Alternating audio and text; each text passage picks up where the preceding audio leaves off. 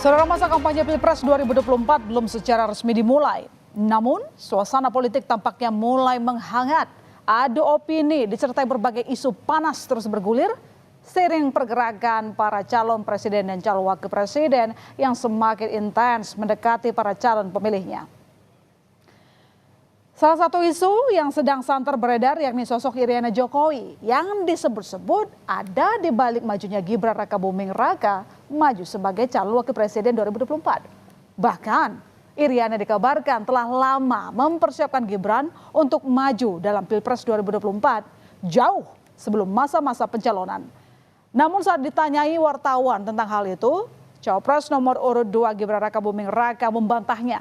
Termasuk soal sang ibu yang dikatakan turun ke lapangan untuk membukakan jalan untuknya.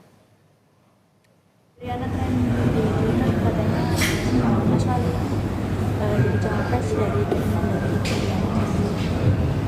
dari ibu Riana.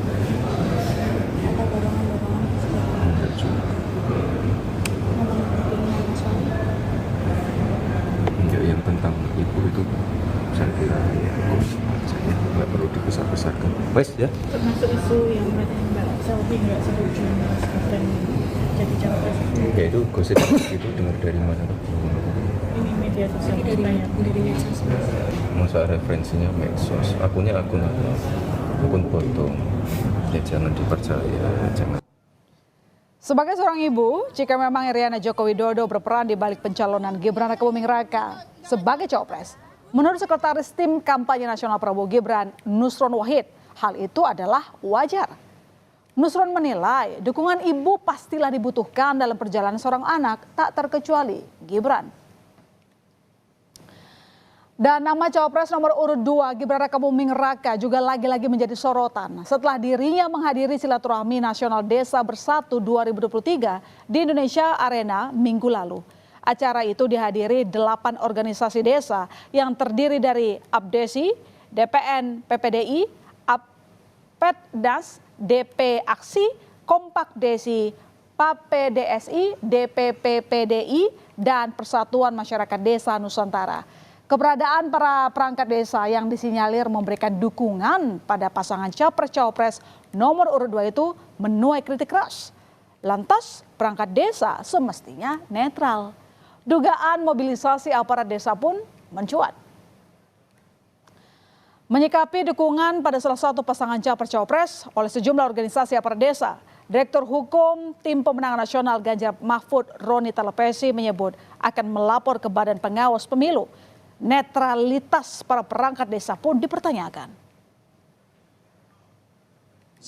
Bukti-bukti yang ada dan kita sudah siapkan juga untuk langkah hukumnya dan juga kita sudah ada yang laporkan kok dari Tim Pemenangan Nasional. Dilaporinnya ke Bawaslu RI. Dukungan perangkat desa itu jelas-jelas melanggar Undang-Undang Pemilu khususnya pasal 280 dan pasal 282. Pengawas pemilu seperti Bawaslu seharusnya tidak perlu menunggu laporan dari masyarakat untuk menyelidiki dugaan pelanggaran tersebut. Sementara calon wakil presiden nomor urut 2 Gibran Rakabuming Raka mengaku siap menerima teguran dari Bawaslu buntut kehadirannya di acara silaturahmi Desa Bersatu. Gibran juga menjelaskan alasan kehadirannya di sana. Sementara Seknas Desa Bersatu Sunan Buhari membantah soal tak netralnya aparat atau perangkat desa di pemilu 2024 mendatang. Ya nanti kalau ada teguran-teguran nanti kami terima tegurannya ya. Yang jelas kami datang sebagai undangan, saya datangnya pas penutupan. Oke?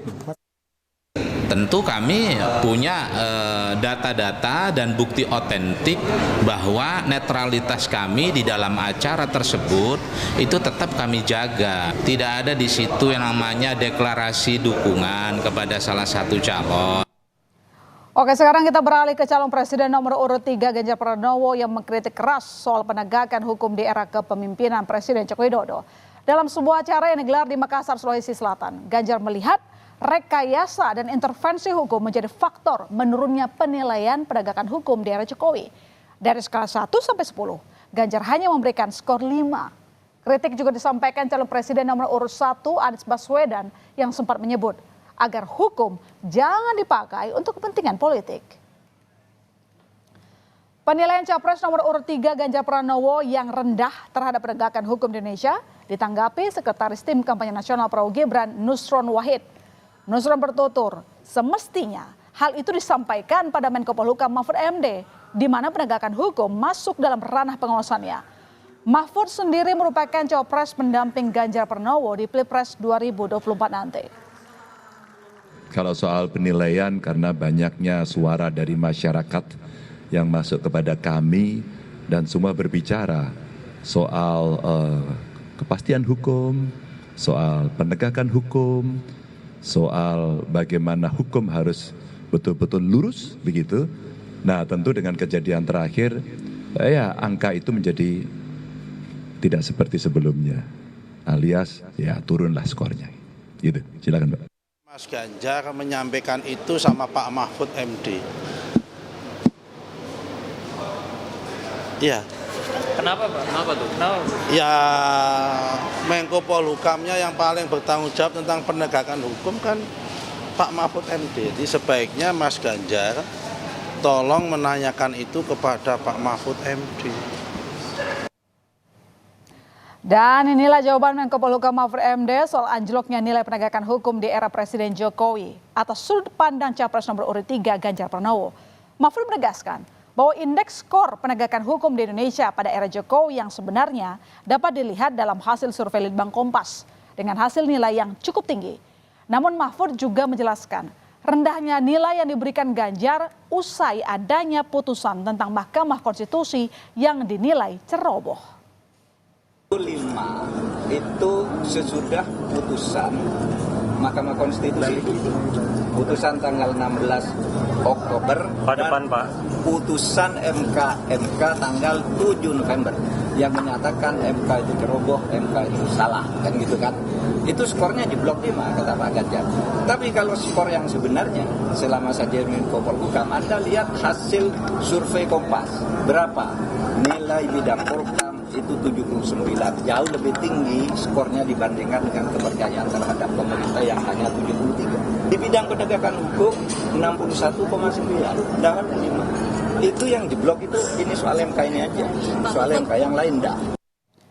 Di tengah ketatnya persaingan politik, sejumlah pihak mengaku mendapat tekanan. Seperti yang disampaikan Sekretaris Jenderal PDIP Hasto Kristianto yang menyatakan dapat banyak tekanan dalam instrumen hukum maupun kekuasaan.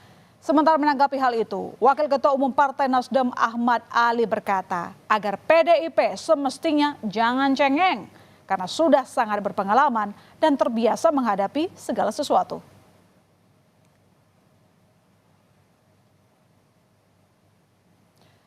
Kekhawatiran akan adanya intervensi kekuasaan menyeruak mengingat keikutsertaan putra Presiden Joko Widodo dalam Pilpres 2024. Namun jauh sebelum akhirnya pasangan Capres-Cawapres diumumkan, Presiden Joko Widodo sendiri kerap disebut-sebut ikut andil dalam perjalanan proses menuju Pilpres. Jokowi pun sempat meluruskan soal pernyataannya tetap akan cawe-cawe pada pemilihan Presiden 2024. Menurut Jokowi, cawe-cawe adalah panggilan moral agar pemilu berjalan tanpa riak-riak yang membahayakan bangsa, bukan ikut campur soal siapa capres dan cawapresnya. Cawe-cawe itu saya sampaikan bahwa menjadi kewajiban moral, menjadi tanggung jawab moral saya sebagai presiden dalam masa transisi kepemimpinan nasional di 2024, ya harus menjaga agar isi kepemimpinan nasional serentak Pilpres itu bisa berjalan dengan baik tanpa ada riak-riak yang membahayakan negara dan bangsa. Ya, meski suhu politik memanas, namun kepala mesti tetap dingin. Tak dapat dicegah, riak-riak akan semakin bermunculan dalam perjalanan politik untuk memilih pemimpin negeri ini. Namun dengan komitmen yang sudah disepakati bersama, para peserta Pilpres 2024 beserta semua yang terlibat hendaknya berproses dengan damai, jujur, dan adil.